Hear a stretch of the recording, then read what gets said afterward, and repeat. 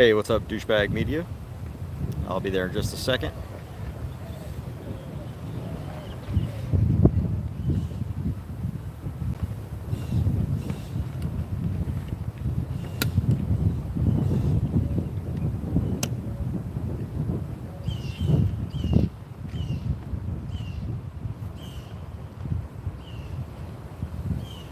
Let me just get this video shared real quick.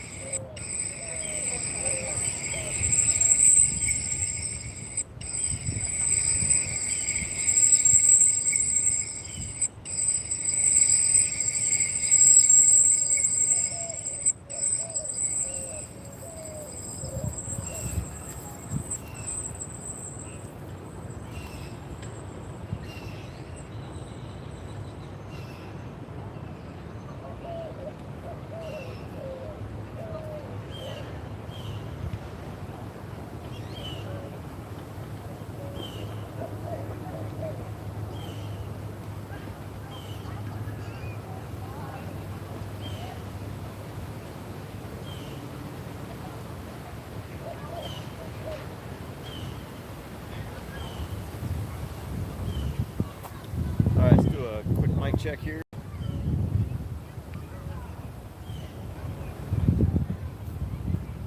Y'all hear me pretty good?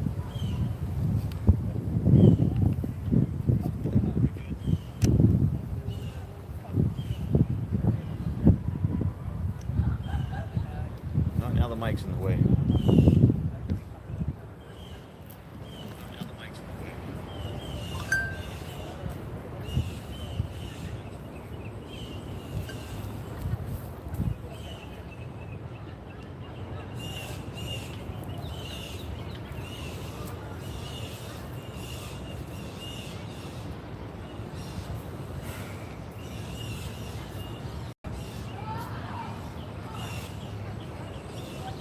All right.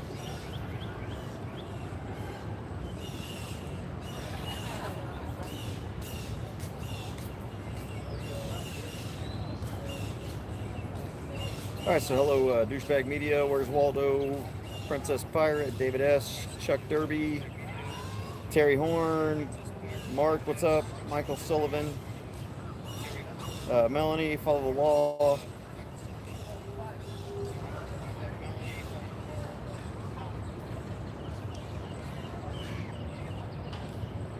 All right. Hey, I wanted to give a quick update about this legislative session because I think this is going to be my last day unless there's something weird that comes up. Hang on, I'm listening to myself on my other phone. I think this is going to be my last day coming up here. All the gun bills that can pass, all the pro-life bills, anything that's really of any relevance has already either passed or failed. So I came up here today for several reasons. One, I brought a copy of House Bill 375 or 357.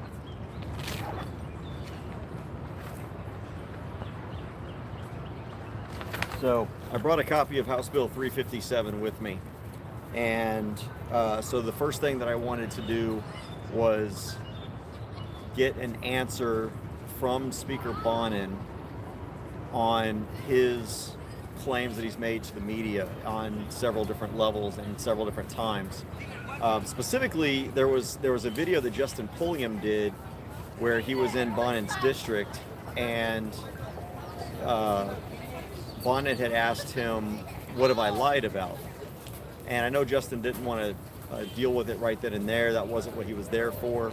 I would have immediately taken that opportunity, but that's something that I've been tracking quite intimately. But I did want to get a response to one specific thing, and I decided I was going to wear this shirt that I had made today to make another point. And that is, if you're going to be disrespectful to me, I'm going to be disrespectful right back to you. When you lie to my face, that's disrespectful. When you call me a caveman or say that I live in the woods, which isn't a problem, but when you say it in a derogatory way, as if, like rednecks are the only people that believe in gun rights, well, then paint me a proud woods living redneck. But when you try to use derogatory terms, don't expect respect when you're not giving respect. And so what I'm doing is, what I wanted to do was go up and talk to his people, but I also wanted to let them know that they're not special. The speaker's not a king. He's not a ruler. I know he thinks he is. I know he thinks he's all these things. He's just a man that is in a position that is designed and supposed to protect the rights of you and me. And so there's nothing respectful about violating my rights and violating your rights or violating anyone else's rights. But it's definitely disrespectful when you go around lying about those people and what they're trying to do to pass laws that get the government out of the way of infringing our rights. And so I decided to, instead of dress up, I decided to dress like a citizen who was frustrated and upset, and treat the speaker with the same disrespect, although in a passive-aggressive way, as opposed to blatantly. I don't use the media, I use my t-shirts. And anyway, I also took one of these shirts to Pancho Navarez's district, or his office, while I was in here. I don't think they were happy. I don't know if he'll ever see it, but I did leave him a shirt. So we'll see. I told him I'd be here all day. I'm getting ready to leave as soon as this video is over with. I haven't gotten a call from him wanting to meet. I really honestly didn't anticipate one. The other thing I wanted to do was go around and thank all of those legislators who actually did try to do the right thing and further and expand gun rights for Texans.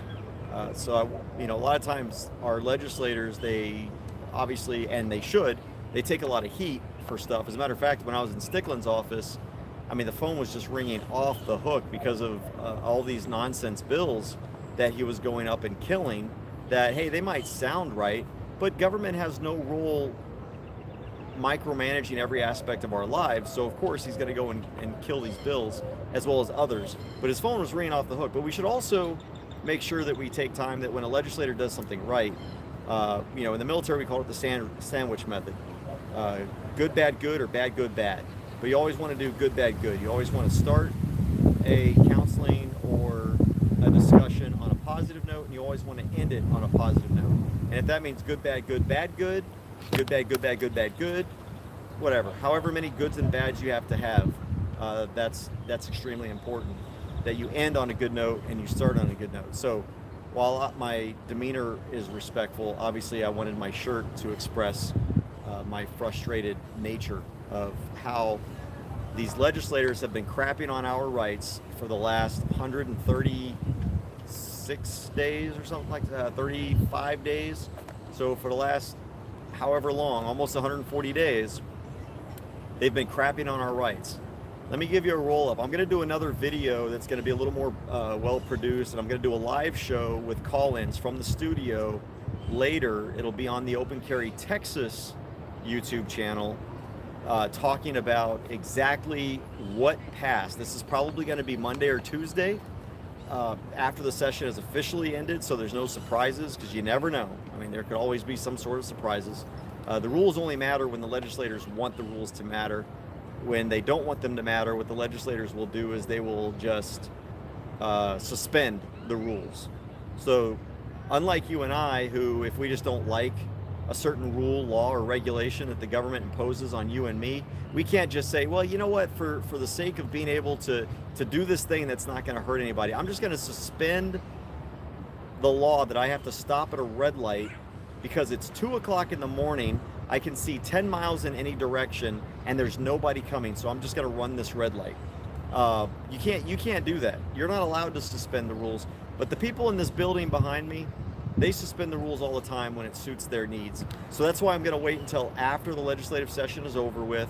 We're going to sit down and I'm going to go over and I'm going to take phone calls so you guys and gals can call in and ask your questions about the legislative session on gun issues. That's why I'm going to do it on Open Carry Texas, because I want to keep it related specifically to gun issues at this point, and bring all that out. But I want to wait till the session is over, because who knows? These people might get struck by lightning and have their brains reignited, and they will remember once again what that Constitution means. All right. So I went to see Speaker Bonnen. I've actually never tried to go to the Speaker's office while the House was in session. Generally, when the House is in session, I'm sitting somewhere watching the proceedings. I'm not going around meeting with people, because it's really hard to do. When the House is in session, all the legislators are on the floor of the House. And so I've never had to try and go to meet with anybody, because I usually just find an office of a supportive legislator and I sit down and just watch the floor proceedings until it's over with. Then I start going back to committee hearings and meeting with legislators. Well, today I didn't care. There's nothing really to watch. Yeah, there's some good bills to watch, but they're not gun related.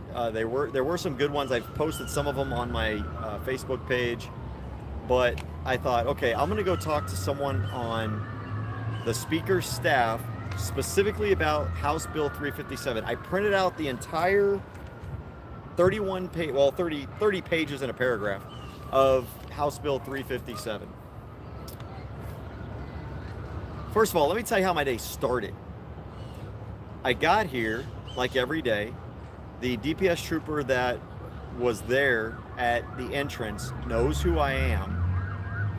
I handed over my license to get in, so I could get in with my firearm, not having to go through the metal detector. And I always sort of step off to the side. Now, I always record these things because I just never know what's going to happen, but I don't really like focus on anything. I just turn it on so you can hear what's going on, or I can hear what's going on, in case I have to reference it later.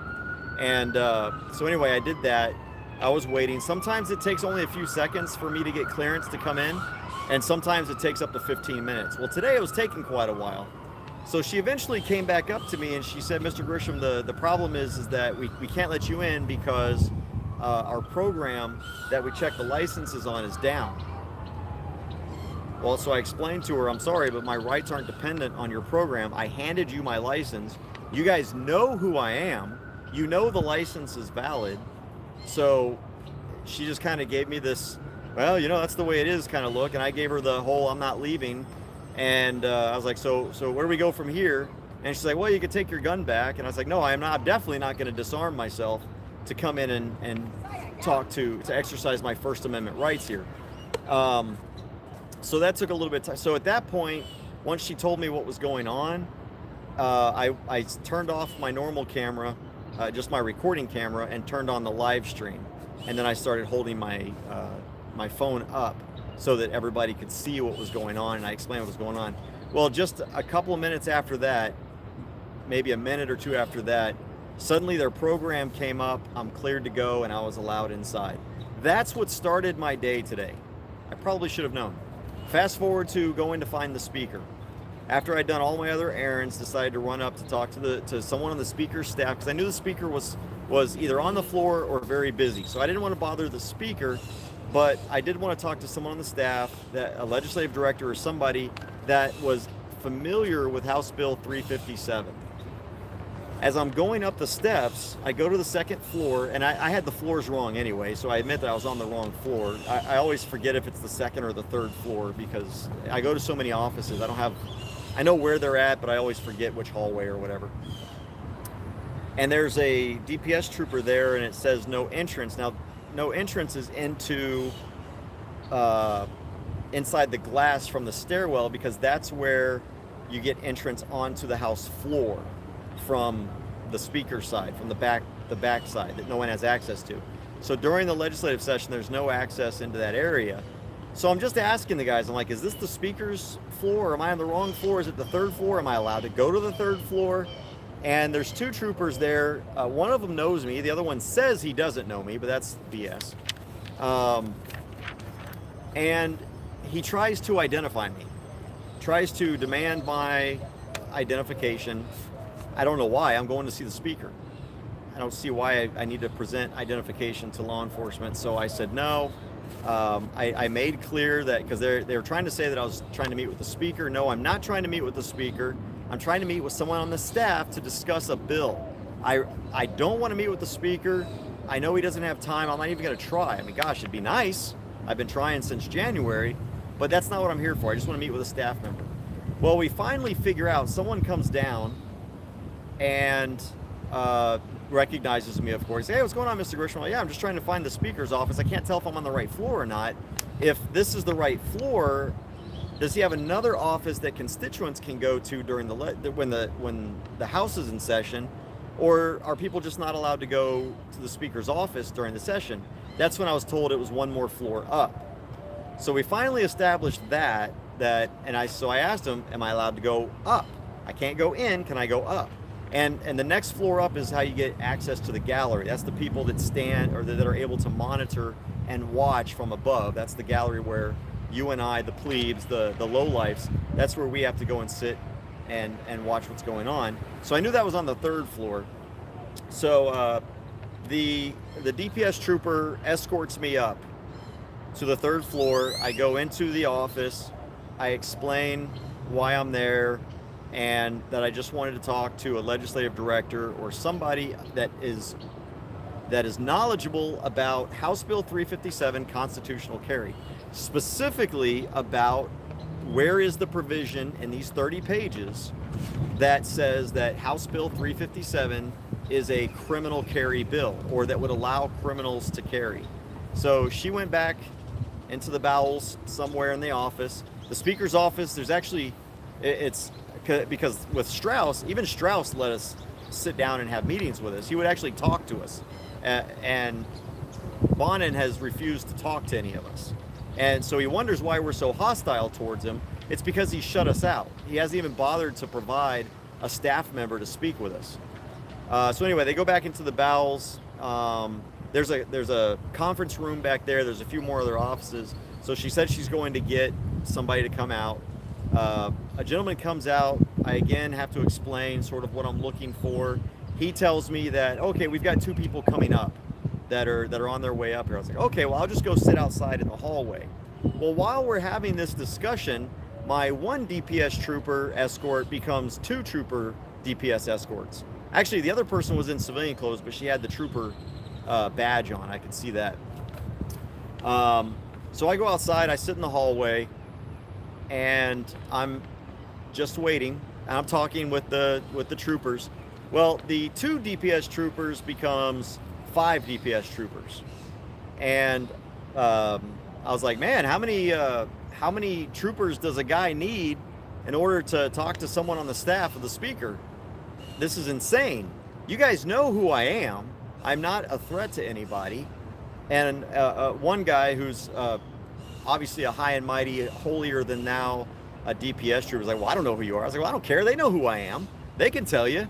I'm the president of Open Carry Texas. I'm CJ Grisham. Here's my card. I handed out my card. I said, anyone that thinks I'm a threat, you got a problem.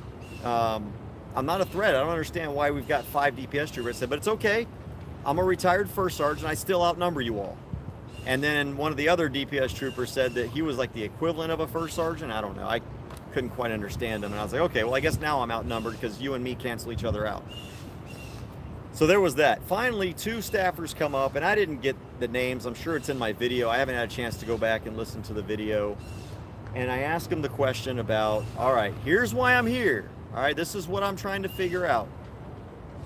Dennis Bonnen has said in the media that this bill, House Bill 357, unlicensed carry, would allow criminals to carry.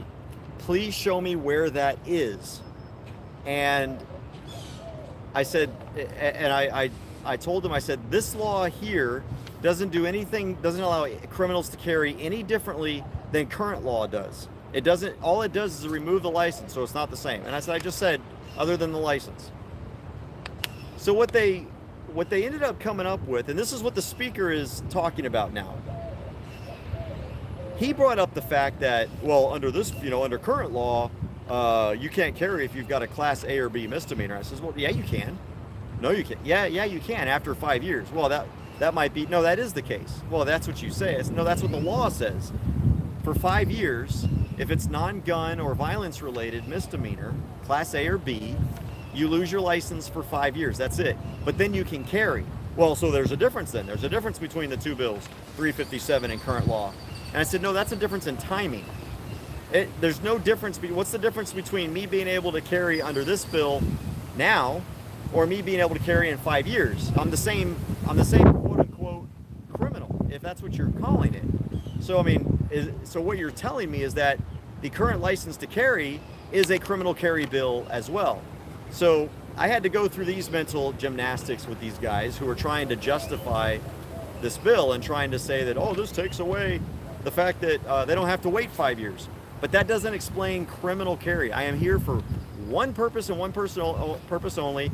That is to address the specific lie that Dennis Bonnen has been telling to the media. Well, then what they tried to do is they tried to say that, well, what Dennis Bonnen was referring to was specifically referring to threats that were made on the Lone Star gun rights page.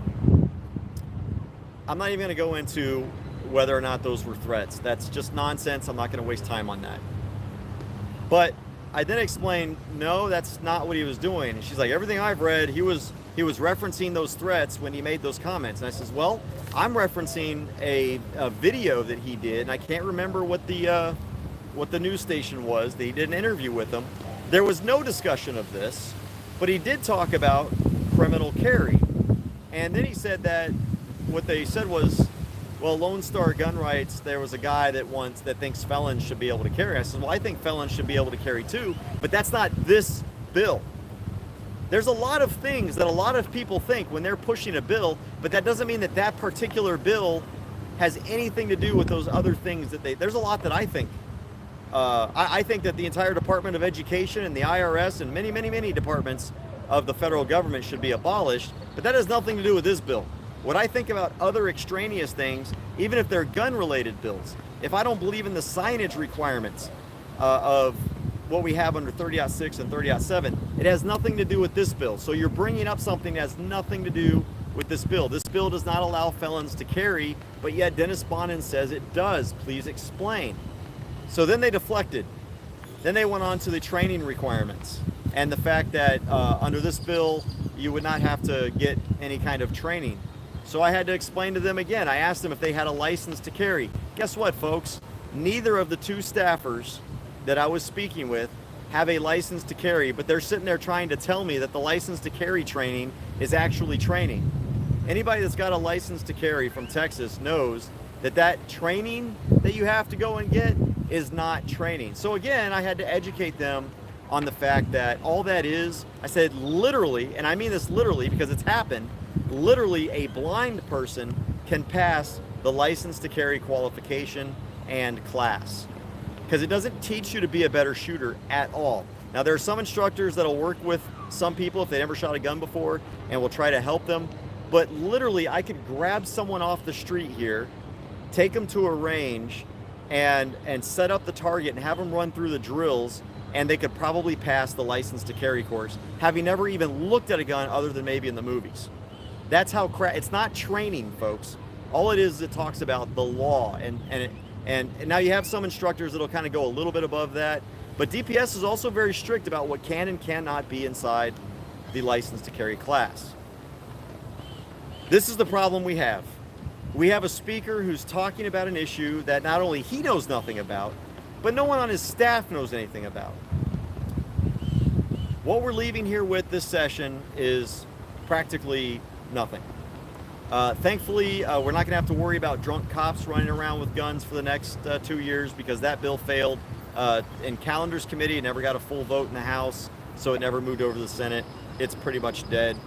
We've got 1177, the disaster relief bill. So congratulations, everybody. All you have to do now is lose everything, and for 48 hours, you'll have your rights reinstated. Yeah, 48 hours. I hope you can rebuild fast. And then the apartment and condominium is the other big one, where an apartment complex or a condominium cannot put in their tenant agreements bans on open or concealed carry. And then another one that just recently passed, 535, that is the one that removes churches from the prohibited places list. And I won't get into all the specifics of that. Just know that it's removed. But keep in mind that churches can still post if they want to a 30.6 or 30.7 sign. It just gets rid of that confusion. Now we've just got to get rid of hospitals, amusement parks, and every other gun-free zone. Again, those are only 3 bills I'm going to highlight because really those are the only 3 that do anything, if we can call those 3 bills anything, because they're really not anything. They haven't expanded gun rights for anyone because, you know, if you don't want to go to an apartment complex that bans guns, go to another apartment complex. And I would argue that if they don't want to have guns, they should be able to do that. I mean, that's private property type stuff, but then again, that's where you live. So it's all nonsense. I think once you rent something, you become under control of it. There it is. It's under your control. It's your property. On Tuesday or Wednesday, like I said, we will get together and I'm going to be doing a video on the Open Carry Texas Facebook page. I just wanted to highlight what the Speaker of the House and what their mentality is. And their mentality is one of disgust for liberty.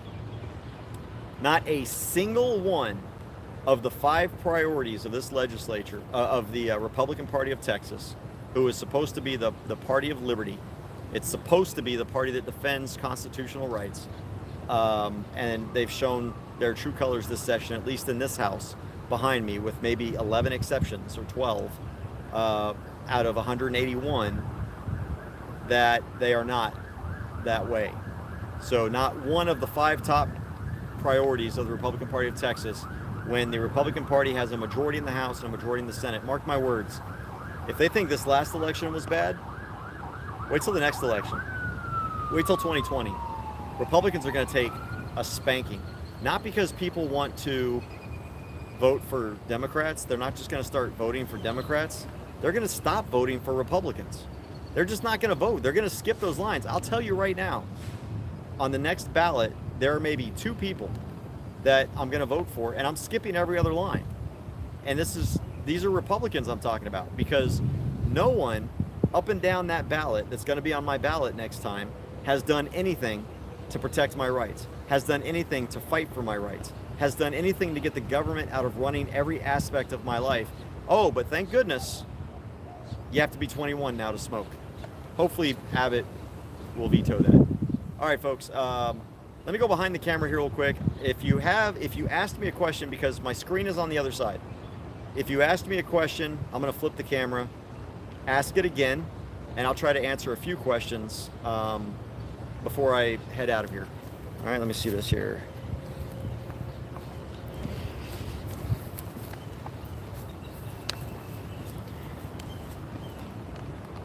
All right, so who's got questions about something?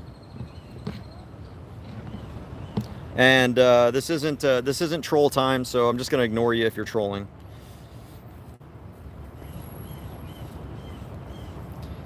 All right, I'm going to scroll up in the meantime, but if you see something, hey, don't forget, June 1st, guys, go to Open Carry Texas on our Facebook page, and look at our events page. On June 1st, we're going up to Broken Arrow. If you think what happened in Olmos Park is bad, they've got a problem up in Oklahoma as well. And after what happened, let me flip this, sorry. After what happened here in Olmos Park, a lot of guys from Oklahoma came down to support us when we did that big rally. And so we're going up there to Oklahoma on June 1st, to Broken Arrow specifically. Now we have rented a bus. The bus is going to leave out of Temple, and we're also going to stop in Fort Worth. All right, all the details are there on the events page. So if you want to get a ride instead of drive all that way, it's, like I said, it's going to be really early in the morning. It's going to be a long day, but you can sleep on the bus, all right? But you've got to get your tickets. It's just $20. That helps cover gas and the cost of the rental. It's not even going to cover everything. If you can't make it, but you want to sponsor a seat, just go to opencarrytexas.org and make a donation, or specifically go to the events page and reserve a seat, but put in the notes that you're not going to be able to make it. This is for somebody else. All right, let me see here. All right, is James White one of the 11 to 12 defenders of liberty? Yes, he is. And here's the they also doing an AR-15 door prize up there in at the Broken Arrow event. So you have a chance to you can get a raffle ticket and all that kind of stuff. Yes, James White is one of them. As a matter of fact, well, I'll tell you this. I spoke to Stickland's office today, and one of the things that we brought up is next session we want to remove any excuse for these douchebags in this building in front of me, but behind you, behind the camera, to kill constitutional carry next session. So I talked to Stickland because he's a strong supporter, and he'll carry the bill, no problem. But I asked him what he would think about if we got someone else who is someone that is very predisposed to liberty, and would be willing to carry that bill, and also doesn't have sort of the contentious relationship with the leadership that Stickland does. Because look, here's the reason why this leadership does not like Stickland. Because Stickland doesn't get in line. Now, we have a few people in mind, and we're not looking for someone who's a yes man, but we are looking for someone who's got respect because he or she has been here for a long time and has that respect, but is also pro-liberty. So Stickland says he doesn't care who carries the bill. He even said, hell, if it'll help the bill, I won't even sign on as a co-author if that's what you guys think is best. I just want my rights returned to Texans. I don't think we need to go that far. I think he should be allowed to be a co-author because his name deserves to be on that. He should be the first one on there because he's the one that's been fighting for this issue. But I'm glad that he won't take it personally, and he understands what we want to do next session, which is just try to find another vehicle to carry that cargo on. So yeah, James White is a great guy, Rusty. If he's your representative, you're in good hands.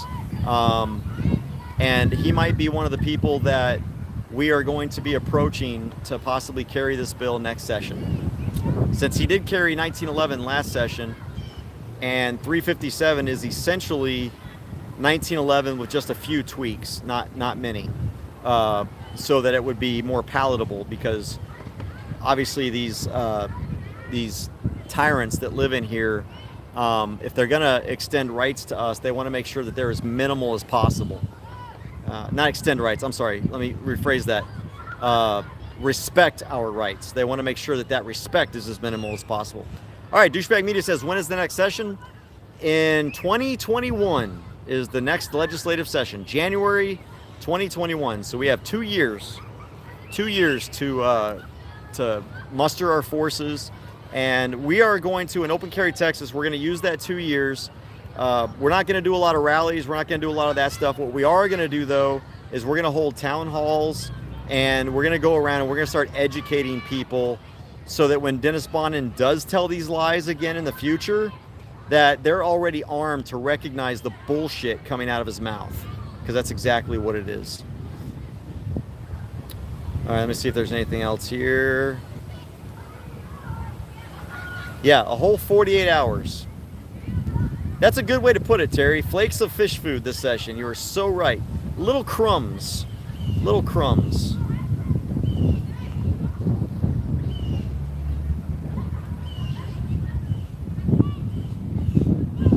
High capacity assault paper. Yeah, this is the long form sheet. It's a big piece of paper there, and it's 30 pages long, legal size. A little bit of both, Candy. Working out and the legislative session hustle diet. What it is it's the Capitol's taco salad that keeps me so svelte.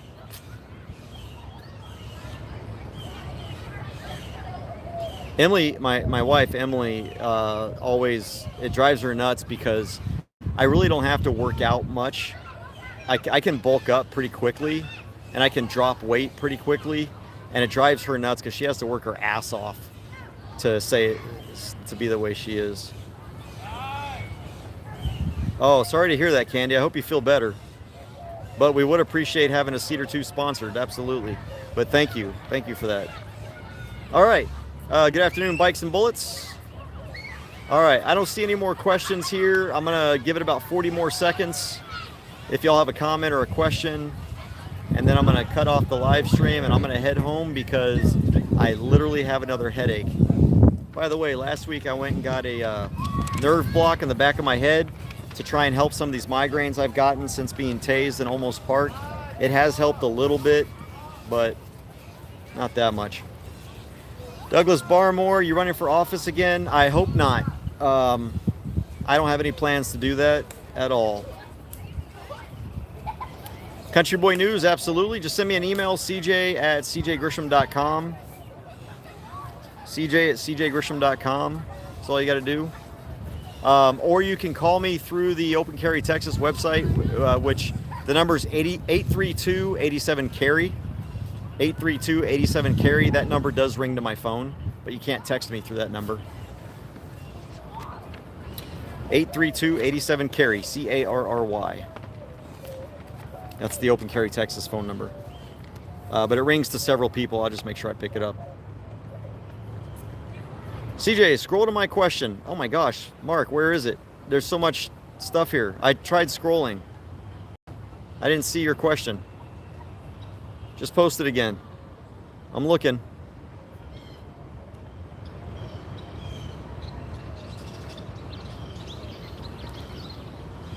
Lone Star Prepper, they don't want to meet with the peasants. You're so right. And that's exactly how Bonnen looks at us. Bonnen's staff saw the shirt and Navarez's staff saw the shirt. I even gave Navarez's staff one of the shirts. It'll probably go in the trash, but... All right, Mark, I am like scrolling way up here and I can't find your video or your question. So I don't know if I'm just missing it or what. Okay, hey, if you've got my number, give me a call in about, after I end this video, about 15 minutes, and I'll be on the road and I can take you through my Bluetooth. Yeah, Mark, I don't see your question, man. Yeah, just post it again. I don't know where it's at. My favorite open carry firearm is my Sig Sauer Emperor Scorpion. That's what I'm carrying right now. I'm actually on a drop leg holster today. But I've got two of these. It's a 1911, obviously, but the Emperor Scorpion is just, even just the Scorpion, it's just an amazing pistol. I love it. I love it. And my Springfield Armory Saint pistol, AR pistol is fun. Hey, thanks, Vinny. Hey, Tim. How come they act and treat our rights like they are privileges with our Constitution? Because the true privileged people, let me show you, here's the, this is where the privilege is, right there. That's why. Because if you're not in this building, if you don't work in this building, if you don't come to this building and get paid to be in this building, then you're not privileged. That's why. So they need to give you those privileges. So that's why they treat our rights like privilege. My charger keeps falling off my... I've got to figure out a better way to do this. There we go. Yeah, I love the 1911 platform. It's my favorite. I've got several 1911s. All right. Did I see anything else? Hey, Eggman, what's going on, brother? All right. I'm going to close this up then. I got my favorite open carry firearm. Answered that one. Oh, here we go. Do you think we have a chance in hell in getting constitutional carry in a special session? I guess that is going to be one of our... There's definitely going to be a special session this year. Here's the problem.